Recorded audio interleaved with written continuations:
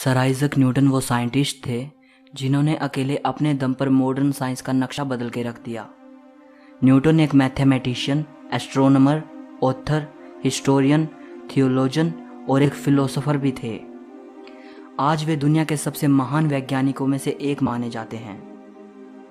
Video को and तक देखते रहिए। आप इस महान वैज्ञानिक के बारे में 20 ऐसी बातें जानोगे जो शायद ही आपने पहले कभी सुनी होंगी। नंबर 20। हम बचपन से एक कहानी सुनते आए हैं कि एक दिन न्यूटन एक सेब के पेड़ के नीचे बैठे थे तो एक सेब टूटकर उनके सर पे आ लगा। तभी उन्होंने सोचा कि ये सेब नीचे ही क्यों आया, इधर उधर या ऊपर क्यों नहीं गया। और अगर चीज़ों को नीचे धरती पर ही गिरना होता है तो चांद भी तो ऊपर दिखाई देता है, वो नीचे क्यों नहीं गिरता। तब न्यूटन ने सोचा कि ज़रूर धरती में कोई फोर्स है जो चीज़ों को अपनी ओर आकर्षित करता है, और यहाँ से न्यूटन को ग्रेविटी का आइडिया आया। अब इस कहानी के बारे में बहुत सी राय हैं। बहुत से स्कॉलर्स कहते हैं कि ये सिर्फ बाद में बनाई गई एक कहानी है और एक फ्रेंच राइटर वोल्टेयर ने इस कहानी को पॉपुलर किया है। बहुत से स्कॉलर्स कहते हैं कि ये कहानी सच है, लेकिन सेब न्यूटन के सर पे नहीं बल्कि उनके आगे गिरा था। कहा यह भी जाता है कि वो सेब के पेड़ के नीचे नहीं बैठे थे बल्कि अपने घर की विंडो से सेब के पेड़ को देख रहे थे, और तब गिरते सेब को देखकर उन्हें ग्रेविटी का आइडिया आया। अब ऐसे भी एविडेंसेस मौजूद हैं जो इस कहानी को सच साबित करते हैं। ज़्यादातर स्कॉलर्स मानते हैं कि न्यूटन ने इस सारी घटना को अपने ही समय के एक वैज्ञानिक और लेखक विलियम स्ट्यूकली को बताया था। विलियम स्ट्यूकली उन सबसे पहले लेखकों में से एक हैं जिन्होंने न्यूटन की लाइफ के बारे में लिखा है। जो बुक स्ट्यूकली ने लिखी थी उसका नाम है memoirs of sir Isaac Newton's life. इसकी मैन्युस्क्रिप्ट ब्रिटेन की रॉयल सोसाइटी के पास सुरक्षित रखी है, लेकिन रॉयल सोसाइटी की लाइब्रेरी के चीफ का कहना है कि सेब गिरने की कहानी महज एक कहानी ही लगती है जिसे न्यूटन ने बाद में आम लोगों को समझाने के लिए बनाया था। नंबर 19। एप्पल कंपनी का जो सबसे पहला लोगो था उसमें न्यूटन की तस्वीर थी। इस लोगो में न्यूटन के उसी पल को दिखाया गया था जिस पल में वो एप्पल ट्री के नीचे बैठे थे और एप्पल उनके सर पे आ गिरता है और उन्हें ग्रेविटी का आइडिया आता है।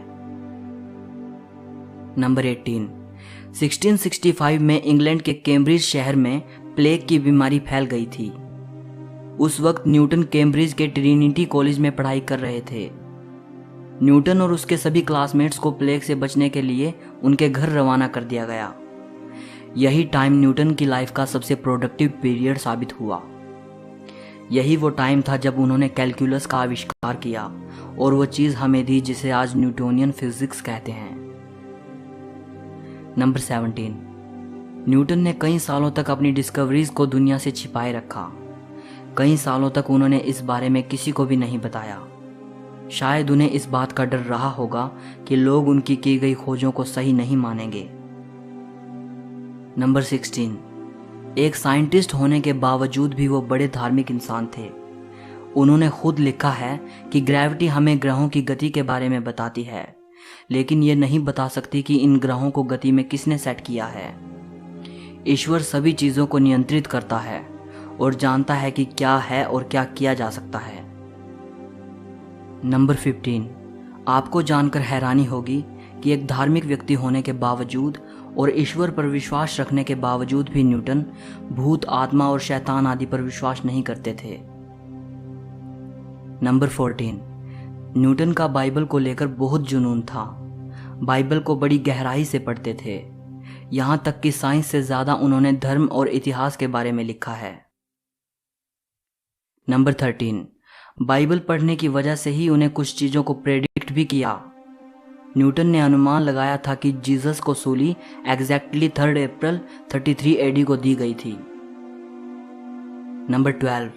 न्यूटन के अनुमान के मुताबिक यह दुनिया 2060 से पहले खत्म नहीं होगी। नंबर 11।